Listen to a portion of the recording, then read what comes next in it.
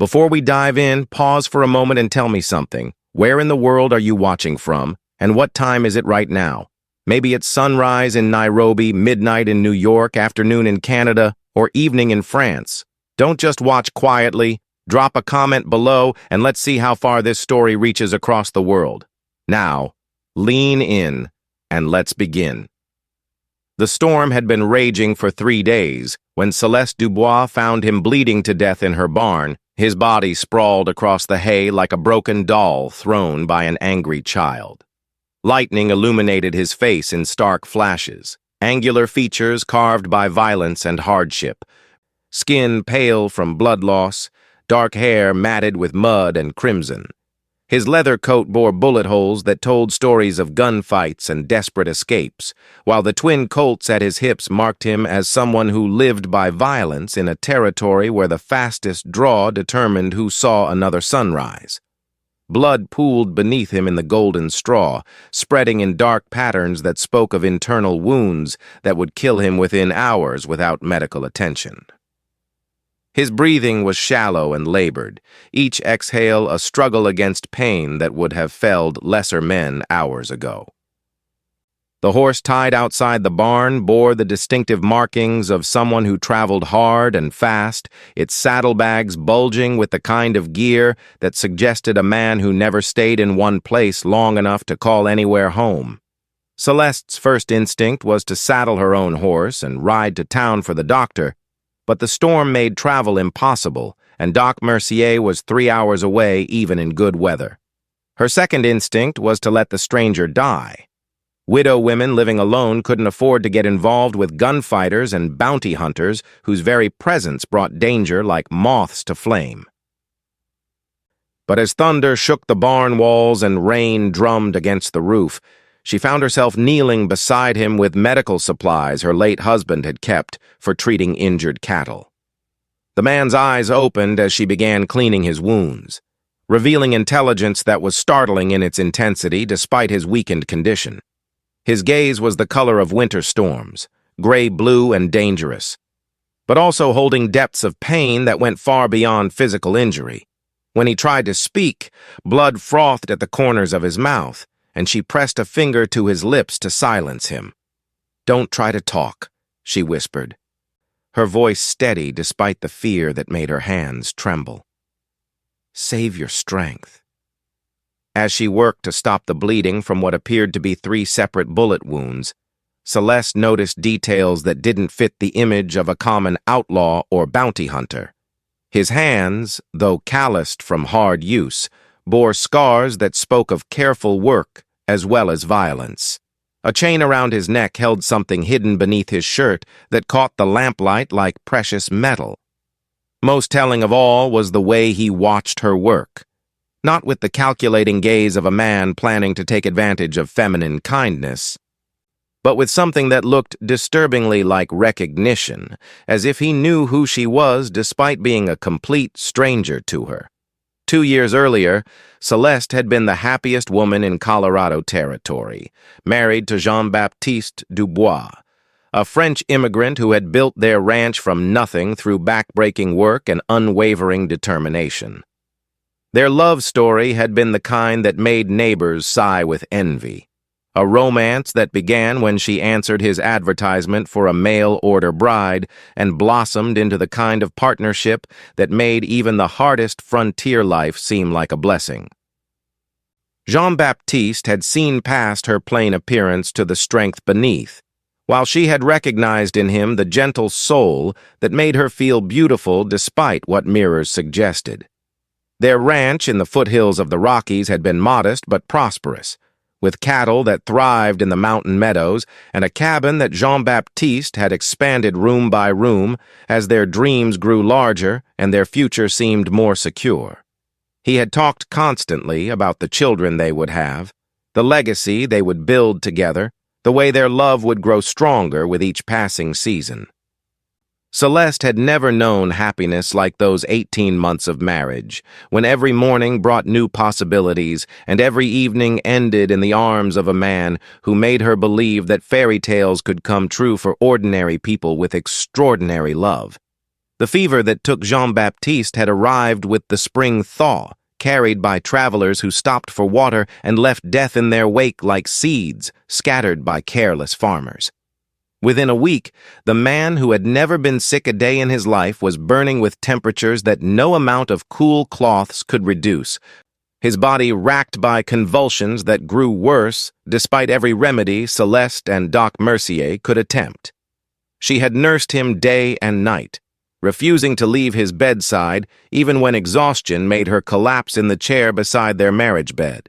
His death had left her alone in a territory where single women were viewed as either potential wives or convenient targets, where neighbors who had respected Jean-Baptiste's quiet strength now saw only vulnerability in his widow's continued presence on valuable land that could be claimed by men with fewer scruples and more firepower.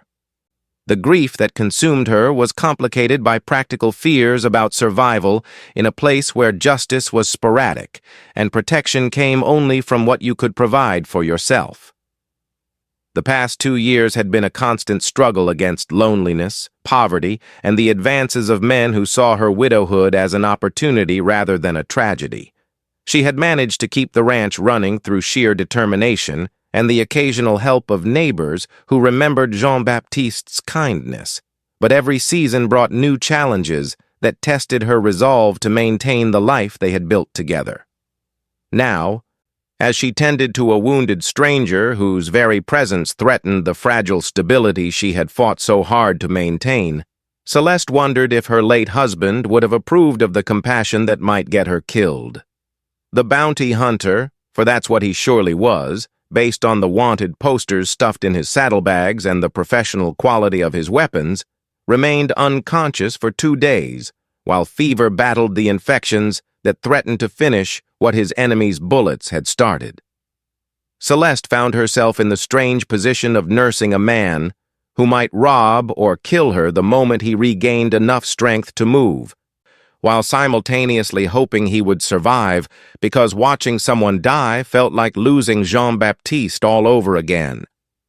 His delirium revealed fragments of a past that painted pictures of violence and loss that made her own widowhood seem almost peaceful by comparison. He spoke names of dead men, recited descriptions from wanted posters, and relived gunfights with an intensity that made clear he was no casual practitioner of frontier justice, but someone whose life had been shaped by violence in ways that went far beyond simple profession. When he called out for someone named Marie with such desperate longing that it broke Celeste's heart, she began to understand that this dangerous man carried wounds that had nothing to do with bullets. The practical challenges of hiding an injured gunfighter grew more complex as neighbors began stopping by to check on her welfare during the storm's aftermath. Her explanations for why she couldn't accept visitors, why she needed supplies from town, and why she seemed more nervous than usual required careful construction to avoid suspicion that might bring unwanted attention from law enforcement or rival bounty hunters who might be tracking their wounded colleague. It was while changing his bandages on the 3rd day that Celeste discovered the locket he wore beneath his shirt, a gold piece that contained a photograph of a woman whose face was so similar to her own that she gasped in shock. The resemblance was uncanny, from the dark hair to the serious expression, from the determined set of the jaw to the intelligent eyes that seemed to look directly at whoever held the locket. The inscription on the back, worn smooth by years of handling, read simply, "Marie, my beloved wife." When his fever finally broke and his eyes opened with full awareness for the first time since she'd found him, his gaze went immediately to her face with an expression of such profound sorrow and desperate hope that she instinctively stepped backward. "Marie?" he whispered, his voice rough from fever and pain. "Is it really you?" The confusion in his voice, the way his hand reached toward her face with trembling fingers, and the tears that began streaming down his weathered cheeks told Celeste that this stranger's secret was far more complicated than simple criminal history. Somehow, impossibly, he believed she was his dead wife.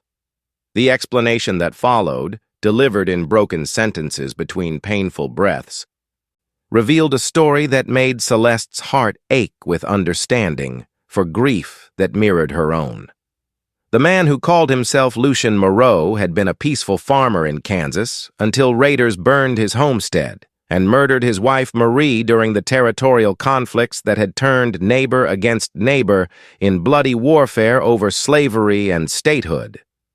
The resemblance between Celeste and his dead wife was so striking that seeing her had convinced his fever-weakened mind that somehow, impossibly, Marie had survived and found her way to this remote ranch. His confusion was genuine and heartbreaking. As he struggled to reconcile the woman before him with memories of the wife he had buried 3 years ago after finding her body in the ashes of their home. The locket he wore contained the only photograph that had survived the fire, and when Celeste held it beside her own reflection in the bedroom mirror, even she was startled by the similarity that went far beyond casual resemblance into the realm of the uncanny.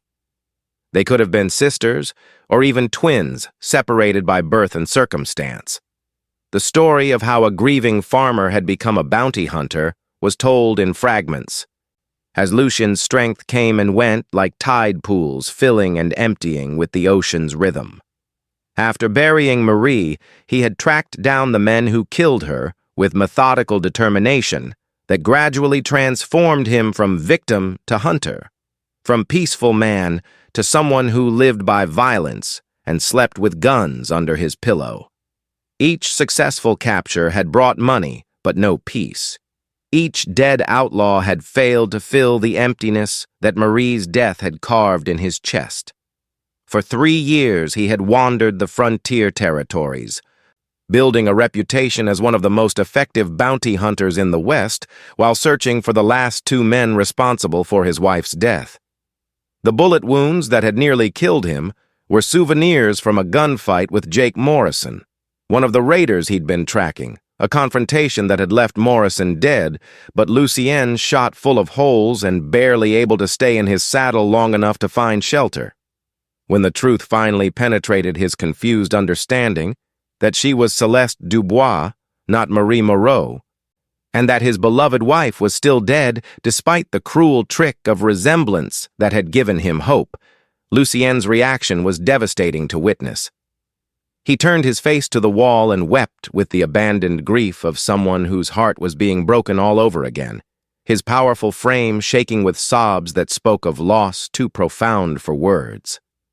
Celeste found herself crying alongside him, her own grief for Jean-Baptiste, awakened by proximity to someone whose pain matched her own in its depth and hopelessness. The days that followed Lucien's recognition of reality were marked by a strange intimacy between 2 people who had discovered they were fellow travelers in the territory of loss that no one could understand without visiting personally.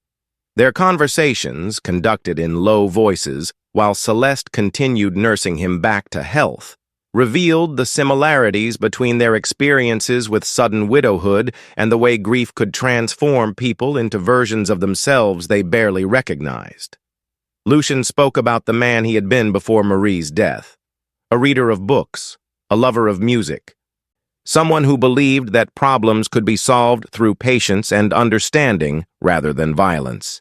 The transformation into a bounty hunter had been gradual but inexorable, as each failure to find justice through legal channels had pushed him further toward the kind of rough frontier justice that settled disputes with gunpowder and lead. He described the loneliness of his current existence with self-awareness that suggested he understood what he had lost in becoming someone capable of survival in a world that had taken everything gentle from his life. Celeste found herself sharing memories of Jean-Baptiste that she had kept locked away since his death, stories about their courtship and marriage that seemed to ease both their hearts, despite the pain that such remembrances inevitably carried. She spoke about the dreams they had shared, the children they had planned to have, the way his love had made her feel beautiful and valuable despite growing up believing herself plain and unremarkable. The act of speaking these memories aloud felt like honoring Jean-Baptiste's life rather than simply mourning his death. The physical care required by Lucien's wounds created opportunities for conversations that might have been impossible under normal circumstances, as the intimacy of medical attention broke down barriers that social convention usually maintained between strangers.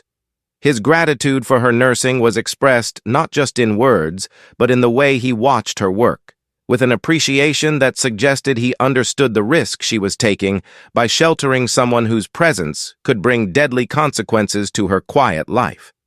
It was during one of these quiet conversations, as Celeste changed the bandages on his shoulder wound, that Lucien first spoke about the possibility that their meeting might not have been entirely accidental.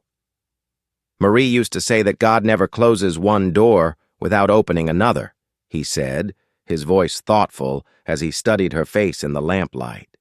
"Maybe losing her led me to you for reasons we don't understand yet. Maybe your resemblance to her isn't cruel coincidence, but something else entirely." His words carried implications that made Celeste's heart race with possibilities she hadn't allowed herself to consider since Jean-Baptiste's death. The idea that life might offer second chances to people brave enough to recognize them when they appeared. As Lucien's strength returned, and he began moving around the cabin with increasing confidence, the nature of their relationship shifted from nurse and patient into something more complex and emotionally dangerous. The physical attraction between them was undeniable, heightened by the intimacy of shared quarters and the way grief had stripped away their usual defenses against feeling too much too quickly. When their hands touched during routine interactions, the contact lingered longer than necessity required, while their conversations grew more personal, despite the risks such intimacy represented. Celeste found herself studying Lucien's face when she thought he wasn't looking, noting the strength in his jaw and the intelligence in his storm-colored eyes, while trying to separate her attraction to the man himself from the unsettling resemblance to her dead husband's quiet dignity. Lucien's appreciation for her care went beyond gratitude into territory that suggested he was seeing her as a woman rather than simply as someone who resembled his lost wife, his gaze following her movements around the cabin with an awareness that made her feel feminine in ways she had forgotten since Jean-Baptiste's death. The practical arrangement of their cohabitation required careful navigation of proprieties that became increasingly difficult to maintain as their emotional connection deepened. They had begun sharing meals and evening conversations that felt almost like courtship, despite the circumstances that had brought them together and the dangers that surrounded his continued presence in her life. When Lucien insisted on helping with ranch chores despite his still healing wounds, their working partnership revealed compatibility that surprised both of them with its naturalness. The evening when they first acknowledged the attraction growing between them began innocuously enough, with Lucien helping Celeste prepare supper while rain drummed against the windows and created the kind of cozy intimacy that made the outside world seem distant and unimportant. Their conversation had turned to memories of their deceased spouses, when Lucien suddenly stopped speaking and looked at her with an expression that was equal parts wonder and terror. "I need to tell you something," he said, his voice careful as someone approaching dangerous ground. "What I feel when I look at you has nothing to do with your resemblance to Marie. You're not her replacement or some second chance at the same love. You're Celeste. And what's growing in my heart for you is completely separate from what I felt for my wife." His honesty was both thrilling and terrifying, forcing Celeste to confront feelings she had been trying to deny. When she admitted that she felt the same attraction, that her growing feelings for him were distinct from her love for Jean-Baptiste, their first kiss felt like both betrayal and salvation, a step toward a future neither had dared imagine possible. The morning after their first kiss brought complications that neither had anticipated, as Lucien's confession about his true identity revealed layers of deception that went far beyond simple mistaken names. His real name was Lucien Beaumont, and he wasn't just any bounty hunter. He was one of the most wanted men in 3 territories. a former Confederate officer whose refusal to surrender after Appomattox had made him a fugitive from federal justice for crimes that included bank robbery, train hijacking, and the killing of a Union cavalry captain who had tried to arrest him. The wanted posters hidden in his saddlebags weren't trophies from successful bounty hunting, they were intelligence about competitors and enemies. Men whose capture would eliminate threats to his own freedom while providing the money needed to continue his search for Marie's killers. His reputation as an effective bounty hunter was built on the foundation of being an equally effective outlaw, someone who understood criminal thinking because he lived outside the law himself. Celeste's reaction to these revelations was complicated by the intimacy they had shared and the genuine feelings that had developed between them, despite the deception that had made such feelings possible.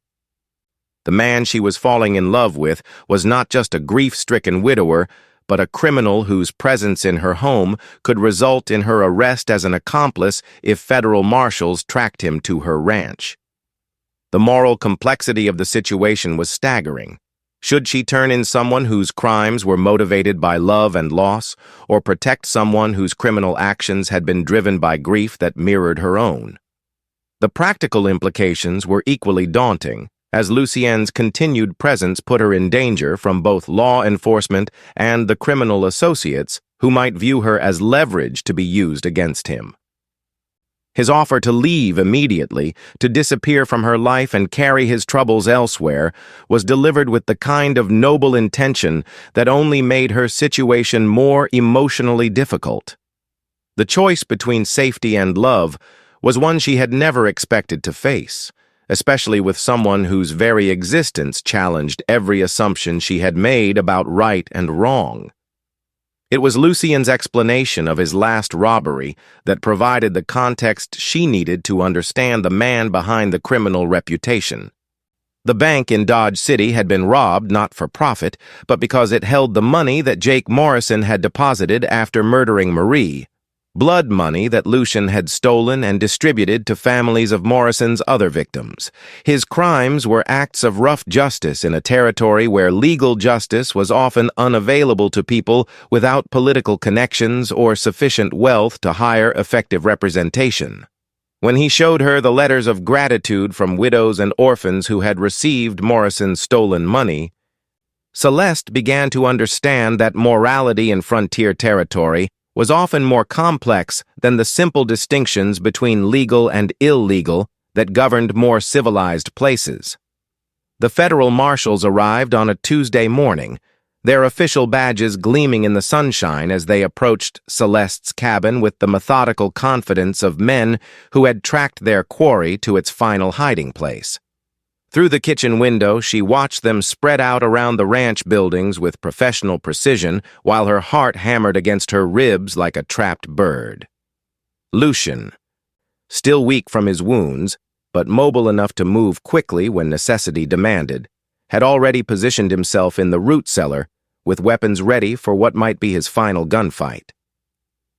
Marshal Tom Brady's questions were polite but thorough, his experienced eyes taking in details that might reveal whether a wanted fugitive had found shelter in this remote ranch. His inquiry about unusual visitors or wounded travelers was delivered with the kind of casual authority that suggested he already knew more than he was revealing about Lucien's possible whereabouts. Celeste's responses required careful balance between truth and deception, as outright lies to federal officers could result in serious legal consequences, while admission of Lucien's presence would certainly mean his death or capture.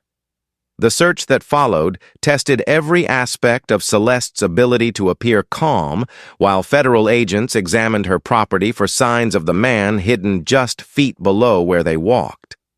Marshal Brady's discovery of the horse that had carried Lucien to her ranch created a crisis that required quick thinking and convincing explanation, as the animal's distinctive markings were clearly described in federal bulletins about the wanted outlaw's last known whereabouts. Celeste's explanation that she had found the horse wandering loose during the recent storm and was caring for it until its owner could be located was technically truthful, while being fundamentally deceptive in ways that made her feel like she was betraying every honest instinct Jean-Baptiste had loved about her character. The marshal's skeptical acceptance of her story suggested he suspected more than he could prove, while his warning about the dangers of harboring fugitives was delivered with the kind of meaningful emphasis that indicated he would be watching her ranch for future developments. After the marshals departed, the conversation between Celeste and Lucien about their impossible situation revealed the depth of feelings that had developed between them, despite the short time they had known each other. His proposal that they flee together, abandoning her ranch to start new lives in Mexico or California, was both romantic and practical. Together they might survive dangers that would certainly kill them if they faced separation. But his alternative suggestion, that he disappear alone to protect her from the consequences of his criminal past, carried the noble selflessness that made her love him even more while recognizing the impossibility of their circumstances. The decision that would determine their future came during a sleepless night when Celeste found herself torn between the safety of returning to her previous solitary existence and the dangerous happiness she had discovered in Lucien's arms. Jean-Baptiste's memory haunted her thoughts, not as an obstacle to new love, but as a reminder of how precious authentic connection could be and how rare it was to find someone whose presence made life feel worth living despite the hardships that frontier existence inevitably entailed. Lucien's own struggle with their situation was evident in the way he watched her during their final evening together, his eyes memorizing details as if preparing for permanent separation, while his hands touched her with the reverence of someone saying goodbye to everything that mattered. His love for her was genuine and deep, but it was complicated by guilt about exposing her to dangers that his criminal past had created, and by fear that his resemblance to her dead husband was influencing her feelings in ways that might not survive the test of time. The practical planning for their potential escape required them to consider scenarios that ranged from temporary flight to permanent exile, from new identities in distant territories to the possibility that they might spend the rest of their lives looking over their shoulders for federal agents or criminal enemies. Celeste's decision to liquidate her ranch assets and convert everything to portable wealth showed commitment that went beyond romantic impulse into the realm of practical partnership with someone she trusted, despite his criminal history. It was Lucien's insistence on giving her one final opportunity to change her mind that revealed the nobility beneath his outlaw reputation. "Once we leave together, there's no going back to the respectable life you had before," he warned her, his voice heavy with understanding of what he was asking her to sacrifice. "You'll be a fugitive's woman, wanted by the law and hunted by men who would use you to get to me. Are you certain that what we feel for each other is strong enough to survive that kind of existence?" Celeste's answer came from a heart that had learned to distinguish between survival and living during her 2 years of widowhood. "I've been dying slowly since Jean-Baptiste passed," she said, taking his scarred hands in hers while firelight danced across their faces. "Being with you has taught me the difference between existing and truly being alive. I'd rather have 1 year of real happiness with you than 50 years of safe loneliness without you." Her words sealed their commitment to a future that would test their love against dangers that would have destroyed weaker partnerships, but which also offered the possibility of building something beautiful from the ashes of their separate tragedies. Their departure from the ranch was carefully orchestrated to appear like a normal trip to town for supplies, with hidden saddlebags containing their most precious possessions and enough money to support them during the dangerous journey to Mexico.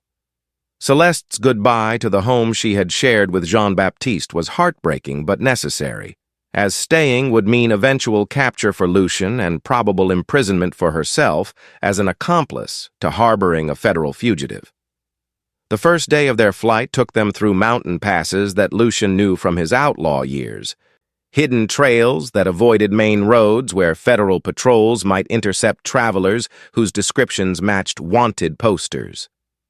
Celeste's horsemanship, learned during her years as a frontier wife, proved invaluable as they navigated terrain that would have challenged inexperienced riders while maintaining the kind of speed that their pursuers would have difficulty matching. The evidence of pursuit became apparent on their second day when they spotted dust clouds in the distance that moved with the purposeful organization of a federal posse rather than the random patterns of casual travelers.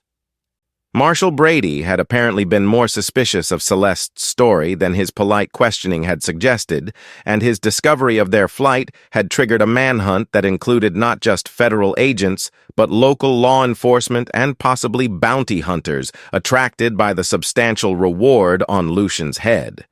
The cat-and-mouse game that followed tested every survival skill that Lucian had developed during his years as both outlaw and bounty hunter, while also revealing Celeste's remarkable ability to adapt to circumstances that would have broken women with less frontier experience. Their ability to work together under pressure, sharing responsibilities and trusting each other's judgment in life-or-death situations, demonstrated partnership that went far beyond romantic attraction into the realm of genuine compatibility under the most challenging circumstances possible. It was during their third night on the run, as they made cold camp in a hidden canyon while their pursuers searched the valley below, that Lucian made a confession that revealed the true reason federal authorities were so determined to capture him. "There's something else I need to tell you," he said, his voice barely above a whisper as they watched distant campfires that marked the positions of men hunting them. "The last bank I robbed contained more than just Morrison's blood money. I accidentally stumbled onto evidence of federal corruption that goes all the way to Washington. Proof that territorial officials have been stealing money designated for Indian reservations and military supplies." His revelation meant that their flight was about more than simple bank robbery. They were carrying information that could destroy political careers and end criminal conspiracies that reached into the highest levels of government. The documents hidden in Lucian's saddlebags contained proof of systematic corruption that involved territorial governors, federal judges, and military contractors who had been stealing millions of dollars through fraudulent contracts and inflated invoices that diverted money from legitimate purposes into private accounts. His accidental discovery of this evidence, during what he had intended as a simple robbery, had transformed him from a common outlaw into someone whose capture was essential for protecting criminals whose reach extended far beyond frontier territories into the corridors of power in Washington, D.C. Celeste's examination of the papers revealed financial records that documented payments to officials whose names she recognized from newspaper accounts of territorial politics, along with correspondence that discussed the elimination of problems in language that suggested murder was considered a routine solution to threats against the conspiracy.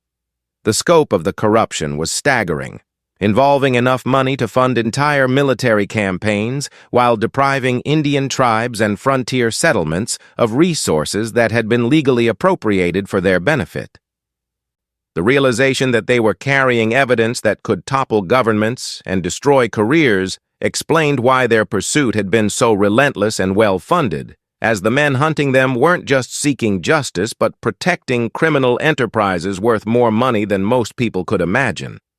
The bounty on Lucian's head had nothing to do with his bank robberies and everything to do with silencing someone who possessed information that could end political careers and send powerful men to federal prison. Their discussion about what to do with the evidence revealed different philosophies about justice and responsibility that tested their partnership in ways that simple flight from law enforcement could never have accomplished. Celeste argued for using the documents to expose corruption and bring justice to people who had been robbed by their own government, while Lucien favored destroying the evidence to eliminate the reason for their pursuit and allow them to disappear into anonymous safety. The debate was interrupted by the sound of approaching riders who had somehow tracked them to their hidden camp, forcing them to choose between fighting their way out or attempting escape through mountain terrain that would challenge even experienced frontier travelers. As gunfire echoed through the canyon and bullets sparked off rocks around their position, both understood that their argument about the evidence had become academic. Survival was now their only priority, and the documents that had made them valuable targets might also be the key to their eventual freedom if they could stay alive long enough to use them effectively. The attack on their hidden camp had been guided by someone with intimate knowledge of Lucian's habits and preferred hiding places, suggesting that one of his former criminal associates had betrayed him to federal authorities in exchange for reward money or amnesty for their own crimes. The precision of the assault, combined with the attacker's familiarity with the terrain, indicated that this was more than simple law enforcement. They were being hunted by people who understood outlaw tactics because they had lived outside the law themselves. Their escape from the canyon required abandoning most of their supplies and traveling light through mountain passes where one wrong step could mean death from falls that would leave their bodies undiscovered until spring thaw revealed bones picked clean by scavengers. Celeste's determination during this desperate flight revealed strength that impressed even Lucian, whose experience with dangerous women had taught him to respect courage that didn't depend on weapons or threats, but on simple refusal to surrender when surrender meant defeat. The unexpected assistance that saved them came from Miguel Santos, a former associate of Lucien's who had retired from outlaw life to establish a legitimate freight business that served remote mining camps throughout the territorial mountains. His warehouse, hidden in a box canyon that appeared uninhabitable from any approach, provided sanctuary for fugitives whose enemies included people too powerful to face through conventional resistance. Miguel's explanation for helping them revealed the network of former outlaws who had achieved legitimate success but maintained loyalty to old partners facing impossible odds against corrupt authority. His freight operation was actually part of an underground railroad that helped political refugees, escaped slaves, and others whose survival depended on reaching places where federal authority couldn't follow them safely. The intelligence Miguel provided about their pursuers was both encouraging and terrifying, as he revealed that the manhunt had grown to include not just federal marshals, but private detectives, bounty hunters, and hired killers whose willingness to ignore legal niceties made them far more dangerous than official law enforcement. But his network also included allies in unexpected places, honest federal agents who were investigating the same corruption that Lucien's documents could prove, journalists whose newspaper coverage could protect them through publicity, and politicians whose careers depended on exposing rather than concealing government criminality. The meeting with Federal Marshal Catherine Mitchell took place in Miguel's warehouse under circumstances that required careful negotiation between people who had every reason to distrust each other's motives. Mitchell's reputation as one of the few completely honest federal agents in the territory was matched by her understanding that corruption cases required unconventional methods and questionable alliances when the criminals being investigated included her own superiors and political appointees. Lucian's initial suspicion of any federal agent was complicated by Mitchell's obvious intelligence and her detailed knowledge of the corruption conspiracy that his documents could help prove in court. Her explanation of the investigation she had been conducting for 2 years revealed that his accidental discovery of evidence was actually the breakthrough that honest federal agents had been hoping for in their efforts to build cases against officials whose criminal activities had been too well protected to prosecute through normal channels. The deal that Mitchell proposed was both generous and dangerous, offering federal protection and amnesty for past crimes in exchange for testimony and evidence that could convict dozens of corrupt officials throughout the territorial government. The arrangement would require Lucian and Celeste to remain in federal custody until trials concluded, but it also offered the possibility of eventually achieving legitimate freedom rather than spending their lives as fugitives from both law enforcement and criminal revenge. Celeste's participation in the negotiations revealed her understanding of political complexities that surprised everyone present, as her questions about witness protection and legal guarantees demonstrated intelligence that had been sharpened by frontier experience with the gap between legal theory and practical reality. Her insistence on guarantees for their safety that went beyond simple federal promises showed someone who had learned not to trust authority without verification of its ability to deliver on its commitments.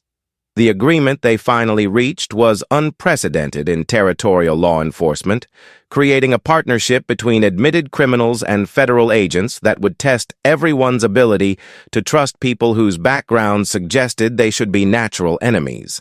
As they prepared to leave Miguel's sanctuary for federal custody that might lead to either freedom or death, depending on whether honest agents could protect them from corrupt officials who had every reason to prevent their testimony from reaching public attention, both Lucien and Celeste understood that they had chosen the most dangerous path toward justice that their situation offered.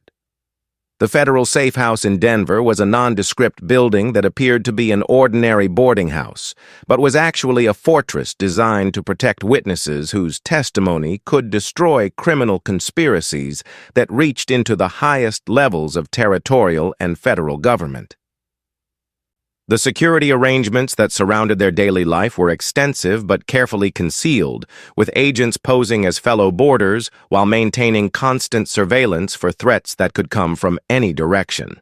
Lucien's debriefing sessions with federal investigators revealed the full scope of the corruption network that his evidence could help destroy, as documents in his possession provided missing pieces of a puzzle that honest agents had been assembling for years without sufficient proof to bring charges against officials whose political connections had previously made them untouchable.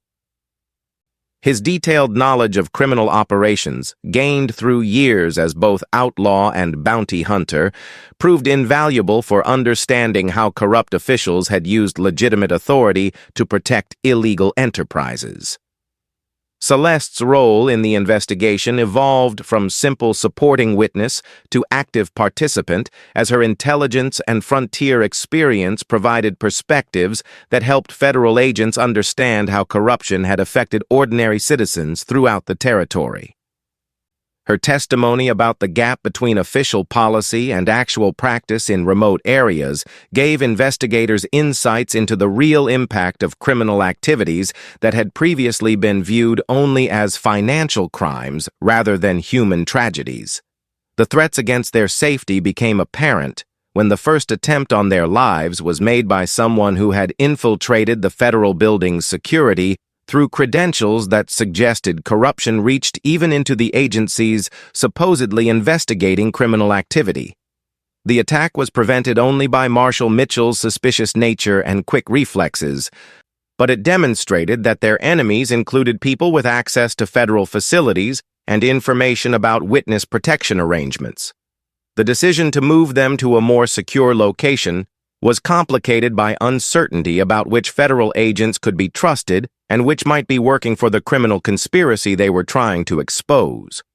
As they prepared for transfer to an undisclosed location where their testimony could be completed without constant threats to their lives, both Lucien and Celeste began to understand that bringing justice to corrupt officials would require surviving long enough to testify against people whose resources for eliminating inconvenient witnesses were almost unlimited.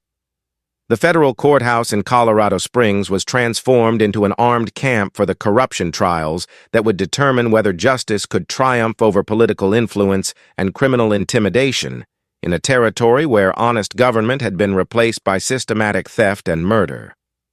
The security arrangements surrounding Lucien and Celeste's testimony included federal troops, U.S. marshals, and private guards whose presence acknowledged that the defendants on trial had resources for violent retaliation that conventional law enforcement might not be able to prevent. The opening statements revealed the staggering scope of criminal activity that had stolen millions of dollars from federal programs while causing deaths and suffering throughout the territory as resources designated for Indian tribes, military supplies, and infrastructure development were diverted into private accounts. The prosecution's case depended heavily on Lucien's documents and testimony, making him the primary target for intimidation and elimination by defendants whose freedom depended on discrediting or silencing the key witness against them. Celeste's testimony about conditions in remote areas where federal neglect had real consequences for ordinary families provided emotional context that made abstract financial crimes feel personal and immediate to jurors who might otherwise view corruption as victimless crime that harmed only government budgets. Her detailed knowledge of how missing supplies and unpaid contracts had affected frontier communities gave prosecutors powerful examples of how political corruption translated into human suffering. The defense strategy became apparent as high-priced lawyers attempted to portray Lucien as an unreliable witness whose criminal background and personal motivations made his testimony worthless, while simultaneously arguing that the documents he provided were forgeries created to support false accusations against innocent officials. Their character assassination was systematic and brutal, painting him as a desperate outlaw who would say anything to avoid punishment for his own crimes.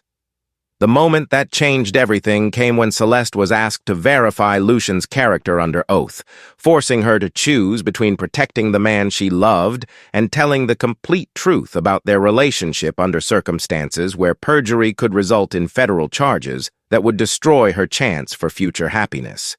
Her response, delivered with quiet dignity that made every word carry weight throughout the packed courtroom, would determine not just the trial's outcome, but the future of their love story that had begun with mistaken identity and grown into something worth risking everything to protect.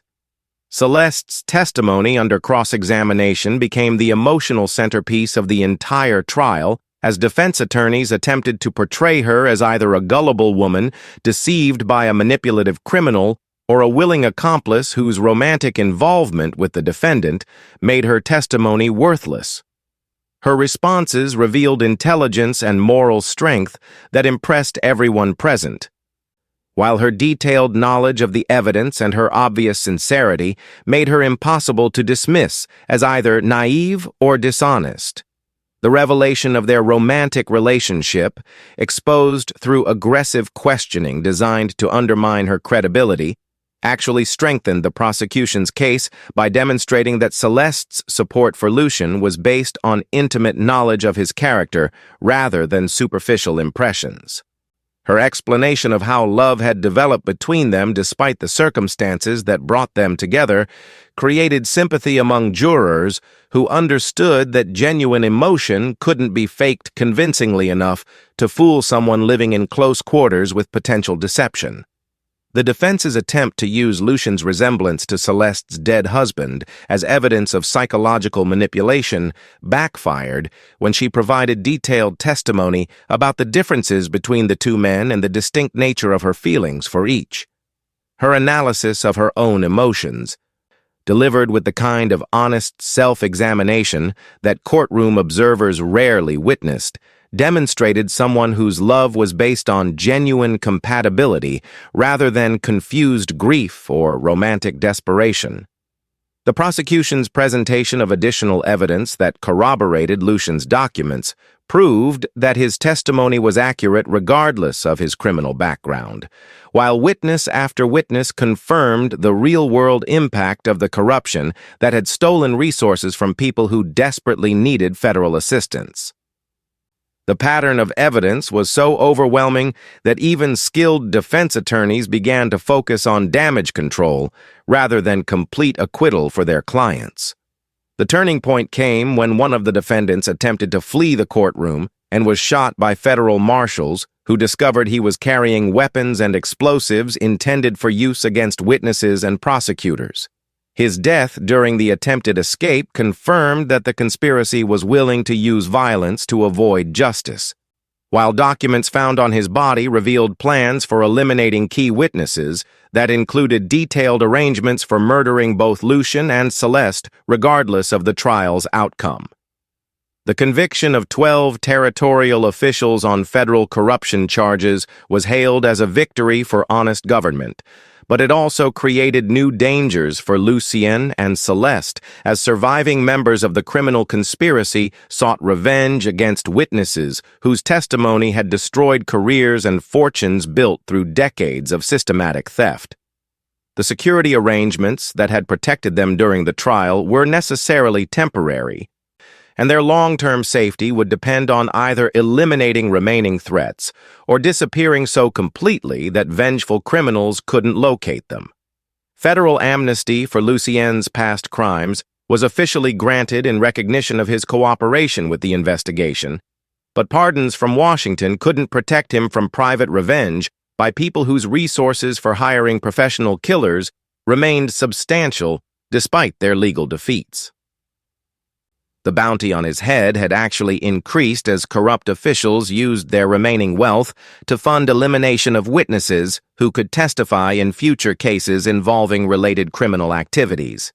Marshal Mitchell's proposal for their continued protection involved relocation to a distant territory where new identities and federal support could provide the foundation for legitimate lives beyond the reach of vengeful criminals.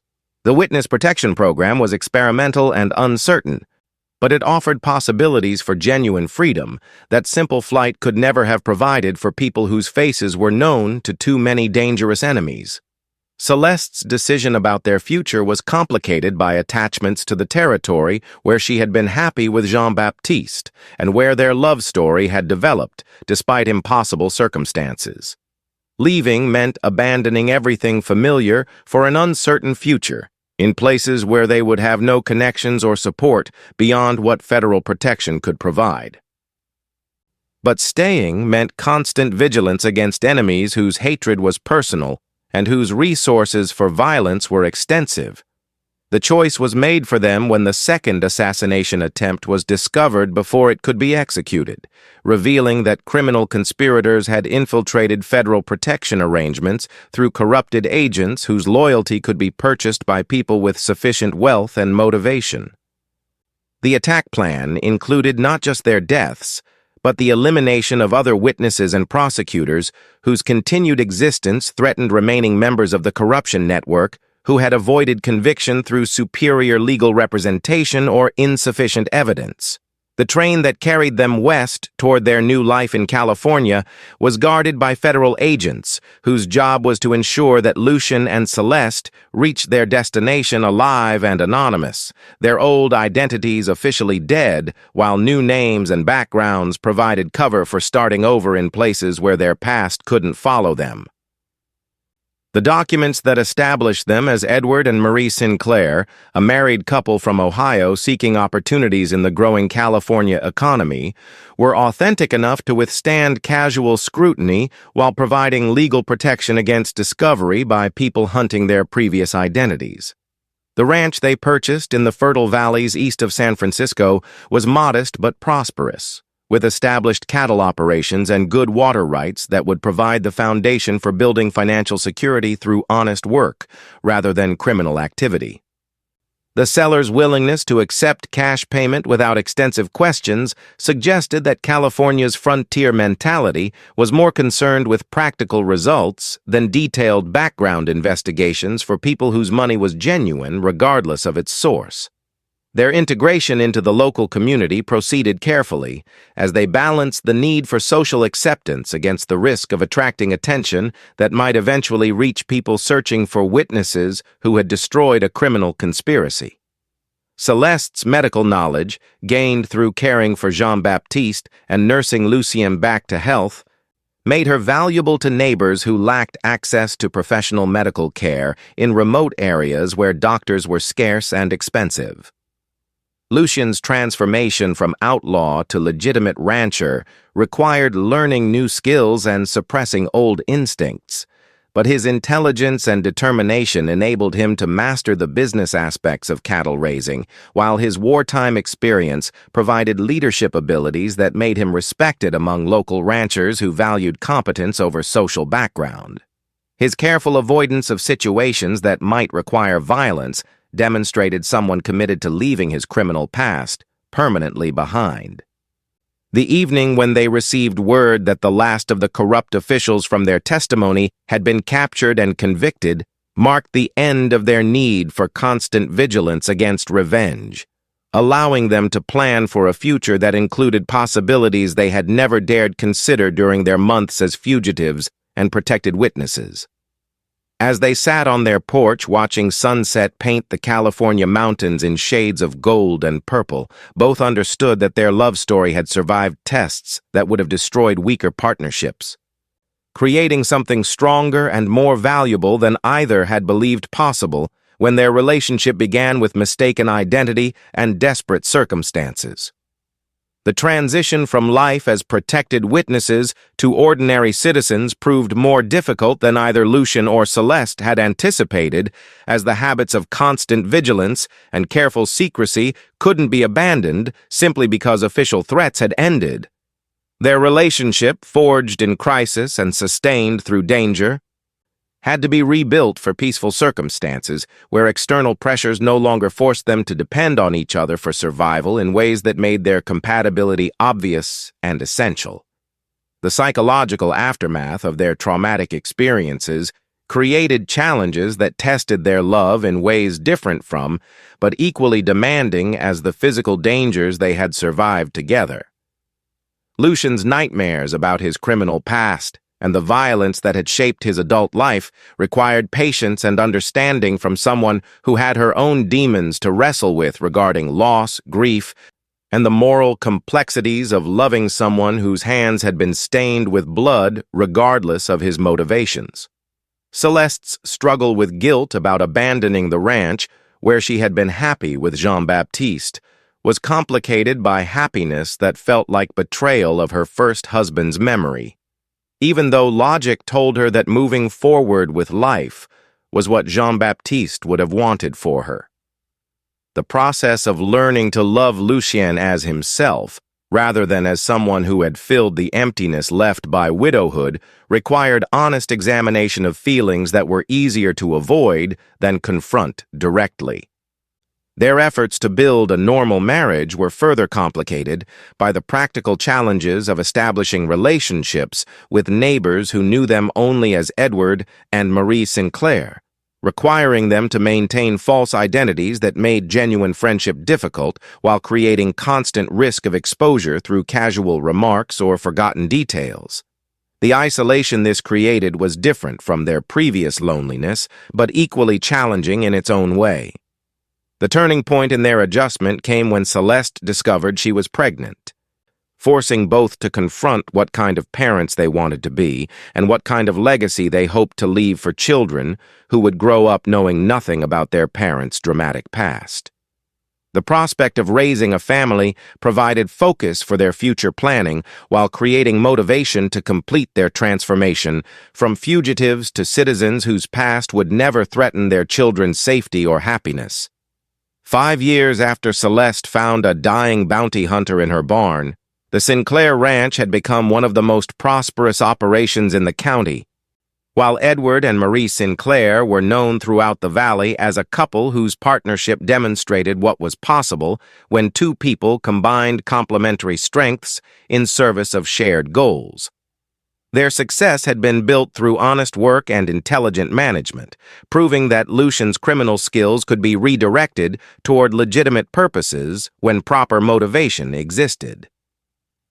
Their children, twin boys who had inherited their father's intelligence and their mother's determination, were growing up in a community that valued them for their own qualities rather than judging them based on family history they would never need to know. The decision to tell them simplified versions of their parents' past, emphasizing themes of redemption and second chances without revealing details that could endanger their safety or happiness, reflected hard-won wisdom about balancing honesty with protection. Celeste's work as an unofficial doctor for the surrounding area had earned recognition that led to formal medical training through correspondence courses, while her natural empathy and practical experience made her more trusted than many licensed physicians who lacked her understanding of frontier conditions. Her success in saving lives and easing suffering had created purpose that went beyond simple happiness into the realm of meaningful contribution to community welfare. Lucien's reputation as a rancher and community leader had attracted attention from territorial politicians who wanted his advice on economic development and law enforcement policies, though he carefully avoided any involvement that might expose his true identity or revive interest in his criminal past. His transformation from outlaw to respected citizen was complete enough that people who met him found it impossible to imagine him as anything other than a successful businessman whose opinions deserved serious consideration. The evening when they received news that the last bounty hunter seeking Lucien's old identity had been killed in an unrelated gunfight marked the final end of their past as fugitives, allowing them to plan for a future that included possibilities they had never dared consider during their years of hiding and careful anonymity. As they sat together on their porch, watching their children play in the yard where their love had triumphed over impossible circumstances, both understood that the dying bounty hunter Celeste had found in her barn had brought her not just danger and adventure, but the kind of love that justified every risk they had taken to protect and preserve it. Their story had become proof that second chances were possible for people brave enough to choose love over safety, redemption over revenge, and hope over the kind of despair that made survival feel like defeat rather than victory worth celebrating.